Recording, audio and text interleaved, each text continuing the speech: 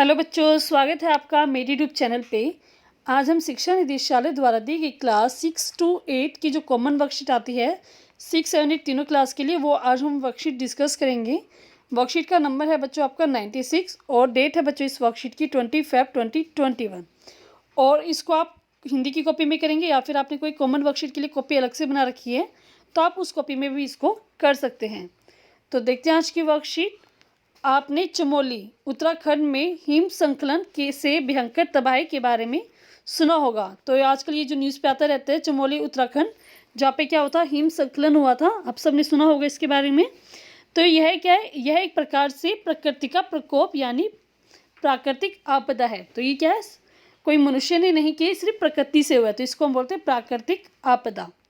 सदियों से प्राकृतिक आपदाएं मनुष्य के अस्तित्व के लिए चुनौती रही हैं। ऐसी कोई भी प्राकृतिक घटना जिससे मानव के जीवन या सामग्री को हानि पहुँचे वह प्राकृतिक आपदा कहलाती है। तो प्राकृतिक आपदा क्या होती है, जो कोई भी प्राकृतिक घटना जिससे मनुष्य का कोई भी रोल ना हो और वो मनुष्य की जीवन या उसकी कोई सामग्री है उसको नुकसान पहुँचाए, तो क्या कहलाती है बच्चों, प्राकृतिक आपदा कहलाती है।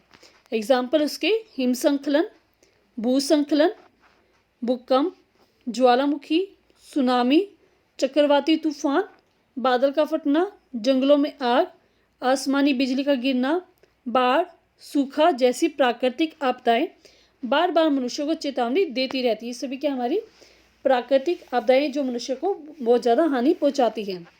वर्तमान में हम प्राकृतिक संसाधनों का अंधाधुंध इस्तेमाल कर रहे हैं जिससे प्रकृति का संतुलन बिगड़ रहा है, जिसका दुष्परिणाम हमें भुगतना पड़ रहा है। नीचे दिए गए चित्रों के सामने प्राकृतिक आपदा को लिखें तथा उससे बचने के उपाय भी अपनी समझ से लिखें। तो यहाँ पे आपको कुछ फ़ोटो दी गई हैं जो कि प्राकृतिक आपदाएं हैं। तो आपको फ़ोटो को देख के बताने की कौन सी प्राकृतिक आपदाएं हैं और उससे बचने के लिए आपको 2 या 3 पॉइंट आपको इसमें लिखने हैं। तो जैसे कि आपको यहाँ पे क्या दिखाई दे रहा है, इसको हम क्या कहेंगे, ये हमारा है। तो फर्स्ट पिक्चर जो आपको दी गई बच्चों, यहाँ पे ये पिक्चर दी गई है। जैसे यहाँ पे आपको बहुत ज़्यादा धूल मिट्टी उड़ती दिखाई दे रही है, जो मिट्टी है जो भूमि है वो सरक जाती है, तो इसे कहते हैं भूस्खलन। ठीक है, भू मतलब भूमि, स्खलन। ठीक है, तो इसको बचने के उपाय आप क्या लिखेंगे, मौसम की जानकारी से हमेशा अपडेट रहें कि आपको आपके जो आसपास एरिया उसमें किस प्रकार का मौसम चल रहा है, आप उससे हमेशा अपडेट रहें। ऐसे इलाके जहाँ भूस्खलन की घटनाएं होती रहती हैं ऐसे स्थानों से दूरी बनाए रखें। घर के आसपास के नालियों को साफ रखिए, क्योंकि इससे क्या होता है, जो हमारा पानी रुक जाता है तो ये भी क्या है, भूस्खलन का कारण बन जाता है। नियमित रूप से चेक करते रहे कि नालों में पत्ते, कूड़ा या पत्थरों का ढेर तो नहीं फंसा है। ठीक है, तो आप जो भी है आपकी जो नाले और नदियाँ हैं वो बिल्कुल साफ़ सुथरी होनी चाहिए ताकि भूस्खलन आपको के आसपास के एरिया में ना आ सके। ठीक है, तो हम नेक्स्ट पिक्चर देखते हैं इस वर्कशीट की। नेक्स्ट पिक्चर आपको यहाँ पे ये दी गई है, इसमें आपको क्या दिखाई दे रहा है, पानी की लंबी लंबी लहरें उठ रही हैं। तो क्या कहलाएगी बच्चों, ये सुनामी है। ठीक है, तो आप इसका नाम लिखेंगे, प्राकृतिक आपदा का क्या नाम है, सुनामी। और बचने के उपाय आप लिखेंगे, सुनामी के बारे में जानकारी हासिल करें, खतरे वाले क्षेत्र की पहचान करें कि आप जिस एरिया में जा रहे हैं अगर वहाँ पे खतरा है, सुनामी आने का खतरा है तो वहाँ पे ना जाए। आपदा के समय दी जाने वाली सेवाओं के बारे में जानकारी रखें और सूचना प्राप्त करते रहें कि आपके आसपास कहीं सुनामी तो नहीं आने वाली। तो इन सब बारे में आप जानकारी आप हासिल करके सुनामी से बच सकते हैं। तो नेक्स्ट पिक्चर देखते हैं इस वर्कशीट की हम।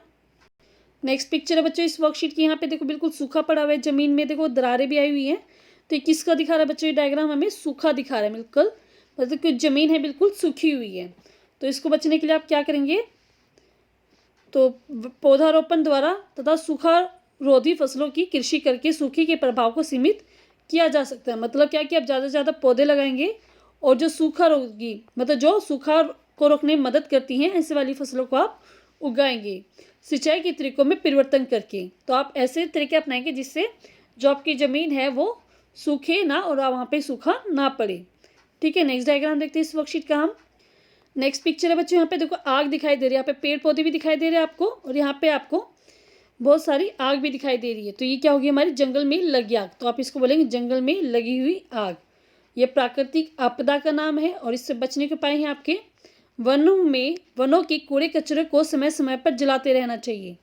ठीक है, जो भी कूड़ा कचरा होता है वनों में वो उसको आप पहले ही जला दें और ईंधन को वनों में एकत्रित नहीं होने देना चाहिए। जो वन है उसमें ईंधन नहीं रखना चाहिए, क्योंकि वो क्या है, जैसे ज़्यादा गर्मी होती है वनों में तो वो आग पकड़ लेती है।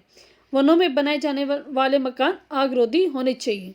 तो वनों में जो भी मकान बनाए जो आगरोधी, अगर आग लगे तो जो मनुष्य मकान में रह रहे उनको कोई भी नुकसान ना पहुंच पाए। ठीक है, तो इसका आंसर आप लिखेंगे जंगल में लगी आग बच्चों। ठीक है, तो नेक्स्ट डायग्राम देखते हैं हम इस वर्कशीट का। तो नेक्स्ट पिक्चर आपको यहाँ पे दिखाई दे रही है, ये क्या है, देखो आपने खुद भी देखा होगा अपनी लाइफ में। ये क्या, देखो इमारतें टूटी हुई हैं। तो ये क्या हमारा क्या दिखा रहा है, भूकंप, जो कि आपने भी कभी झटके महसूस किए होंगे, आमतौर पे दिखते ही हैं। तो ये हमारा इस प्राकृतिक आपदा का नाम आप लिखेंगे भूकंप। ठीक है बच्चों, तो नेक्स्ट हम देखते हैं इसके बारे में, हम किस प्रकार इसको रोक सकते हैं। तो घर में किसी मजबूत टेबल या फर्नीचर के नीचे बैठकर हाथ से सिर और चेहरे को ढकें। तो आप भूकंप के समय क्या करेंगे, जल्दी से जल्दी कोई भी मजबूत टेबल या फर्नीचर हो तो उसके नीचे बैठकर आप अपने हाथ से सिर और चेहरे को अपने ढक लेंगे। ठीक है, नेक्स्ट है, भूकंप के झटके आने पर घर के अंदर ही रहें और झटके रुकने के बाद ही बाहर निकलें और घर के सभी बिजली स्विच को आप ऑफ कर दें।